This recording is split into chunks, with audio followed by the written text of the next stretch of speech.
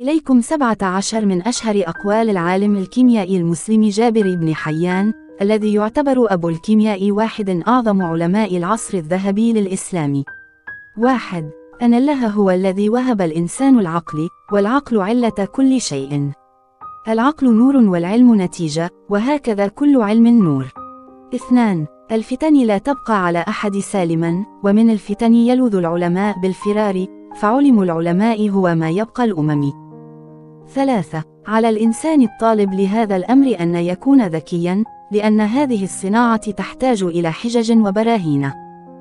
4. عقول الناس مثل المشكوات، بينها ما هو قوي وما هو ضعيف، وعلم الكيمياء لا يقدر على حمله سوى القوي المتين. 5. من كان دؤوبا كان عالما حقا، ومن لم يكن دؤوبا لم يكن عالما.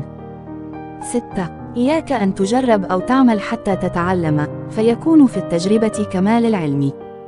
7.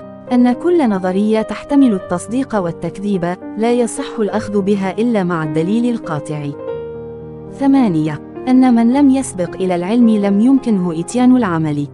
9. أن الأجساد كلها من الجواهر زئبق عقد بكبريت المعدن. 10. إن أصل الأشياء 4 أشياء، ولها أصل خامس هو الجوهر البسيط المسمى الهباء. 11. نذكر في هذه الكتب من الخواص ما رأيناه فقط، لا ما سمعناه أو قيل لنا. 12. ملاك كمال هذه الصنعة العمل والتجربة، فمن لم يعمل ولم يجرب لم يظفر بشيء أبدا. 13. الشيء الذي هو بالقوة هو الذي يمكن أن يكون وجوده في الزمان لآتي. 14. إذا كان الأعلى من الأسفل والأسفل من الأعلى، عمل العجائب من واحد. 15. أن الذين يدرسون الكيمياء في اليونان ومصر القديمة كانوا يعدون من أقل أهل العلوم شأنا.